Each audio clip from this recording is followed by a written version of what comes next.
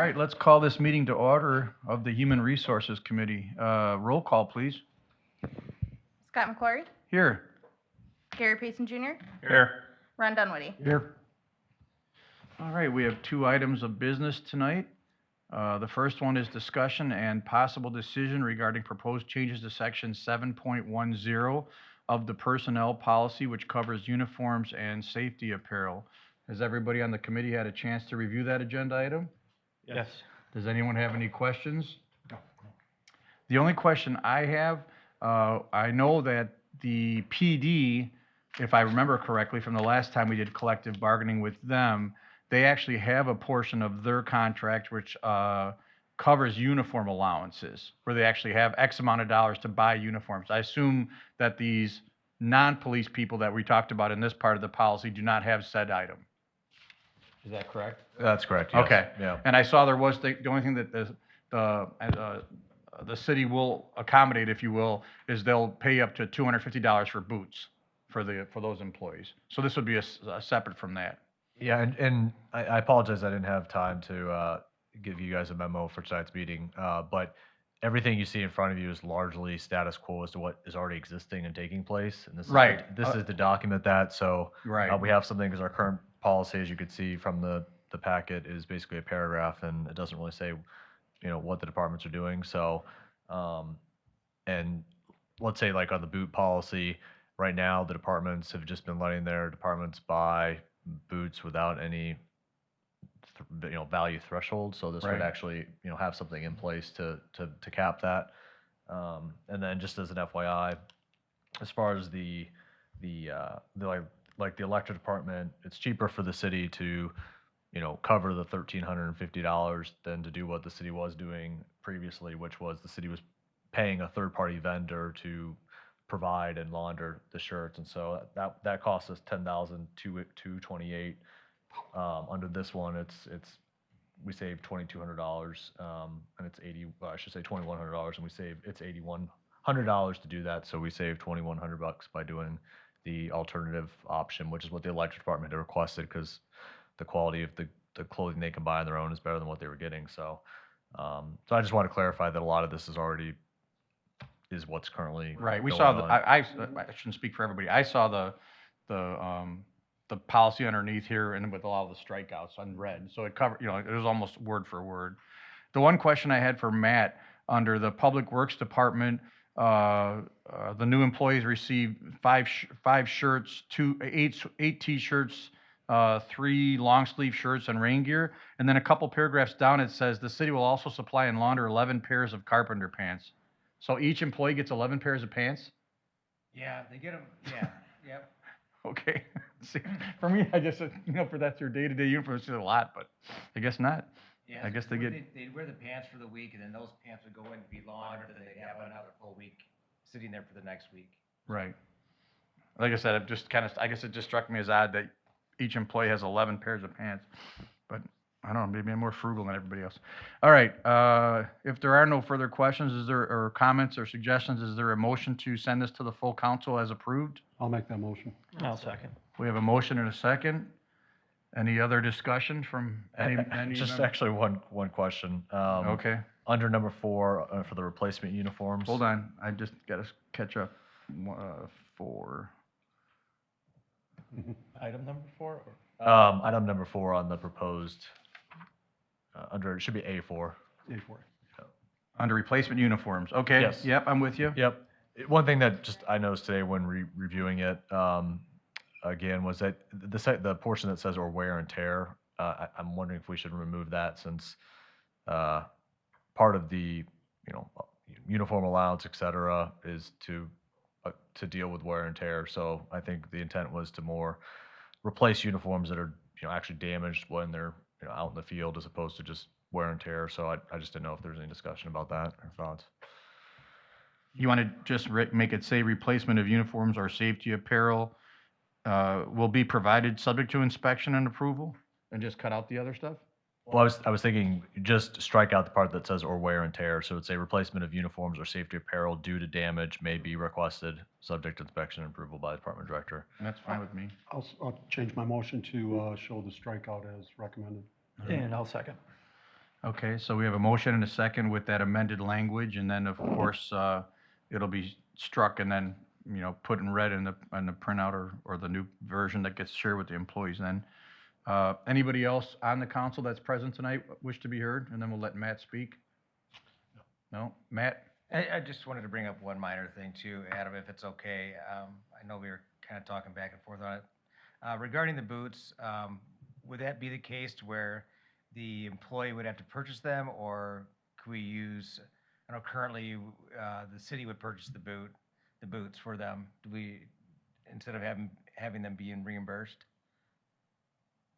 Well, I believe if I read it correctly, the way it reads currently is that they have to buy the steel toe boots and then show you a valid receipt and then you get reimbursement.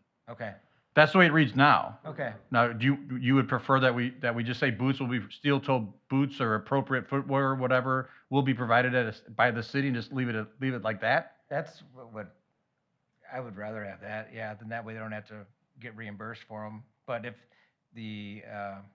I guess I would just ask that you consider it possibly, so. I would tend to lean towards the reimbursement option. Corey, what are your thoughts? And Casey? I think with, we have issues getting invoices from a particular booting place that it'd be nice if it was their responsibility to make sure they got reimbursed because they received the invoice. There might be some fixes in that play, but we've had issues getting invoices and being late because we didn't get them, but. I've Yeah. seen this policy written just like this way, changing out the city. This is normal. They'd be reimbursed. Okay.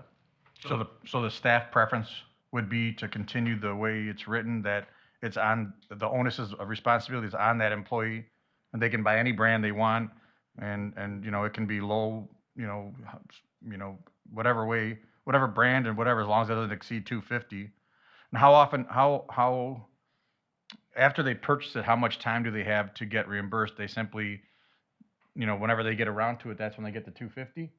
I mean, do they have like X amount of weeks or months or years after purchase? I have no idea. I mean, it would be helpful to probably limit that to within 60 days or 30 days. Okay. And and again, I'm not being a smart aleck, is there any limit to the amount of pairs of boots? Like I can buy 5 pairs of boots? Or it says 250 per year. Can I literally buy a new pair of boots every year then, right? Okay. You could, All yeah. right. So if you want to go, again, it's on you. You're going to have to lay it out initially. And do I you- asked the same question. I know Matt, I pushed to maybe do every other year. I know Matt pushed back on why to do it annually. Matt, do you want to talk about why? It's just for those that work out in the field like DPW crewmen do. I mean, they burn through a pair of shoes in a year. That's just common industry wide, I think. It is. We did the same thing. It was every year. Okay. It was every year. So, Can I add one? absolutely. Is it possible to have maybe 12 months on there so that if they forgot one year or didn't need them one year and they're getting them in December, they can get it 12 months from that? The reason we didn't want to do that was because it's just going to make it more administratively complicated for whoever's tracking that to then be looking back and figuring out, okay, when did they buy the lot? Just for simplicity The purposes. date's on the receipt. If we change it from per year to per every 12 months, then you would be able to say, no, you just bought them 8 months ago, you can't get another pair of boots. Do people do that? Yeah, I mean, it's not like a magical number at a year. I mean, if his soul rips out after 11 months, I mean, I think that's, again, we haven't had a formal policy like this, but if something were to happen, I think that the discretion would be that, yeah, you can get a new pair of boots, but traditionally, it's a year. I'm only speaking from the beat that I did as a cop. I mean, I can totally see how you go through a pair of boots every 12 months, but I've walked a beat as much as anybody, and I didn't wear through an entire pair of boots in a year, but maybe these guys do. They do a lot more walking where I did a lot more behind the wheel driving. I don't know. So how do we skin this cat? You want to leave it per year? You want to say every 12 months? I mean, what do you guys want to do? It's up to us. I would leave it per year. Can we define what the year is? No more than once per 12 months? Calendar year? Once per calendar year, like if it's If- 2025? If I bought my boots on May 19th, 2025, Next time I can buy boots unless something catastrophic happens is May 19th, Right. 2026. You know, and So if how do I, we- if how I do we- rip how my do we sole put out, that- I'm gonna go to my Yeah. supervisor and say, hey, here's my boots. And then he or she would contact HR and finance, say, yeah, we're gonna approve it, or whatever. Go ahead, Corey. I've seen once or twice where they've bought them in November and then another pair in March, and then they left. So I guess that's the reason why I was saying a 12-month that, That's what Gary was just saying, do 12 months. It's per year. Yeah. You know, it's not calendar year. It doesn't Yeah, say not a calendar year. calendar, you It's do it per in a- year. So interpretation by my book is, if Well, I it's buy every 12 now, months. 1 year from now, Okay. 365 plus 1, I can buy another one. Mm-hmm. Does everyone agree that's the interpretation? That's, If you buy them on January 1st of 2025, you will not get another pair of boots before January 1st of 2026. maybe it needs to be, Not from the needs to city. be clarified in the policy though, because they're gonna be seeing this and signing off on it. Yeah, I would suggest, because that wasn't the way, it wasn't written with that intent, so if that is the intent you want, I would say every 12 months, just to be clear. Every 12 months. Mhm. Yeah. Or if it helps, you know, put right after the valid receipt, put in example, boots purchased January 1st, 2025. Your next pair of boots will not be purchased before January 1st, 2026. Make it that obvious and that clear to them if you want to put in an example in. Yeah, could do that too. And again, if there's, you know, something where somebody obviously if, you know, Matt or his designee, you know, dealt with an incident where somebody put their boots into a vat of acid and half their soles are melted off or whatever, of course we buy another pair, right? I don't think we need to put that in the policy. I think that's just, you know, common sense.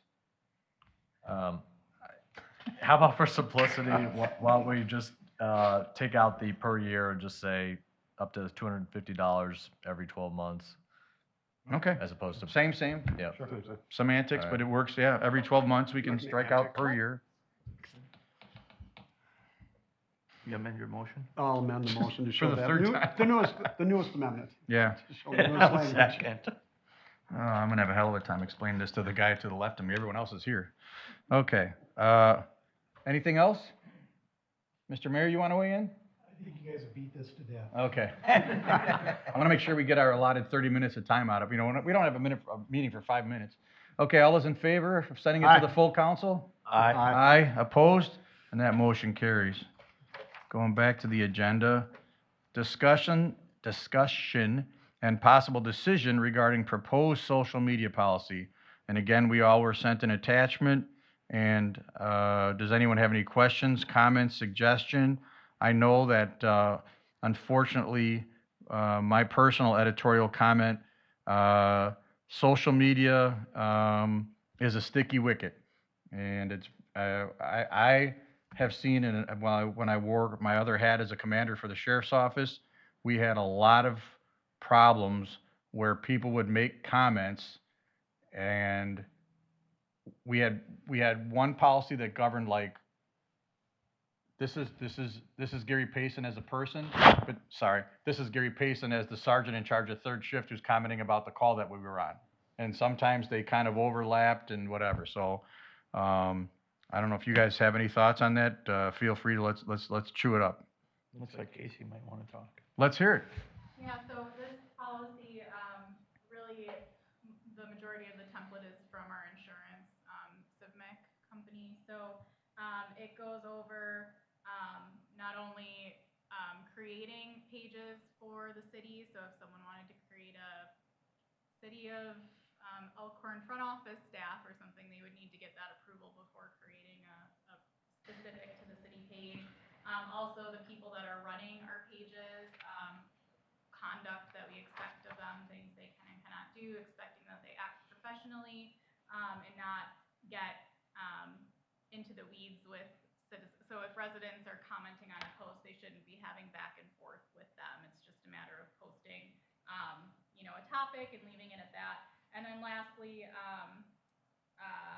you know, that the social media pages are, run by the city, so we have the, ability to edit or delete posts that our employees are posting on our behalf if needed. And then lastly, employee personal conduct, though because of First Amendment things, we can't really go into great detail about what they can and cannot post. However, we can say that if you're posting and you're saying you work for the city and you're saying negative things or you're saying harassing type things, we can get involved with that. However, if you're saying as a private citizen certain things pertaining to like an ordinance or something like that, that would be different. So that's kind of trying to say that yes, you can post on social media, but think about what you're posting and you still have to follow city policies, especially if you're saying that you work for the city. So that's, we're trying to touch all of the pieces kind of that you're mentioning. And yeah, if there's any questions, let me know, but this is primarily verbiage that was coming from CIVMIC. We did add one thing in there about, not, if you're on a social media page from the city, you can't, ask citizens to,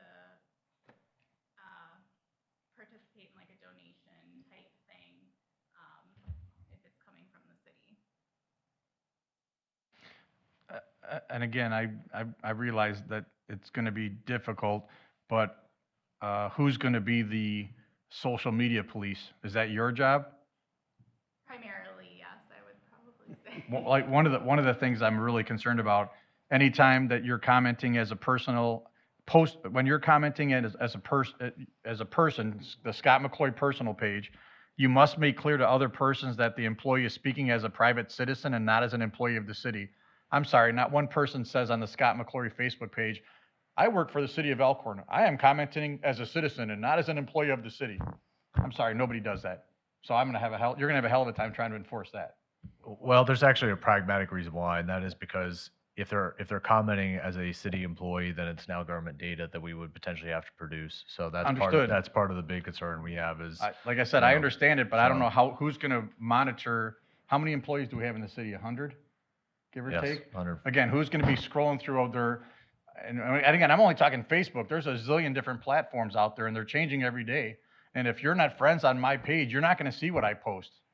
Yeah, I mean, oftentimes when I'm made aware of something, it's because another employee has shared. Right. I saw blah, blah, blah, post this. I'm not Right. gonna be actively looking for, Right. hopefully people are making smart decisions. I'm not gonna be actively searching people's, private pages and things like that. But if there is an issue brought to our attention.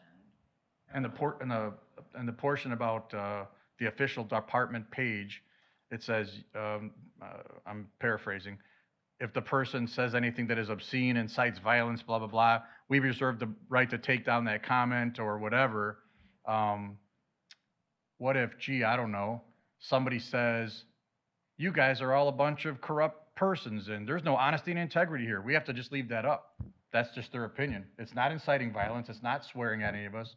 So again, I guess as long as everyone's okay with that, it's like I said, it's super sticky. And I'm glad I'm glad I'm not the social media police anymore, because that was a hell of a job. It really was. And that was with way more than 100 people. So anybody on the committee wish to be heard about the social media policy? Have any questions, concerns, comments, or otherwise? No. Anybody at the table want to comment about the social media policy? Okay. If not, is there a motion to send it to full council with approval? Nope, before we do that, What? just real Oh. quickly. One thing too is Elaine, she may have some additional comments, so I don't know what she will say about this. I know when I talked to her, she said the CIVMIC one, from her experience was a good one to use as a source, but I'm just throwing that out there if you wanted a second opinion. And maybe, between now and if you do move this forward to the council for consideration, she may have some additional changes, but that's just if you're open to those changes or, so. I certainly think the person that we pay to defend us should have eyes on this before we approve it. Yeah. So it could be a contingent, unless Elaine finds Yeah. anything that needs to be changed, go ahead and push it through. Yeah, I just wanted to warn you that Yeah. unlike, let's say, like the, uniform policy, she could come back with some, Right. some changes. she has before the not looked at council. this. Yes, correct. Okay. Okay. So I guess that would be the amended motion, that unless Elaine has an issue with it. We haven't gotten the motion yet. I thought we did. No. Okay. So make a motion to forward to the council after the city attorney reviews and makes any changes. then make sure the city council is aware before it gets voted on. I'll second that. Okay, we have a motion and a second. Any other discussion? If not, we'll proceed to vote. All in favor, say aye. Motion carries. Is there a motion to adjourn? So moved. Second. All in favor, say aye. Aye. Motion carries. We stand adjourned.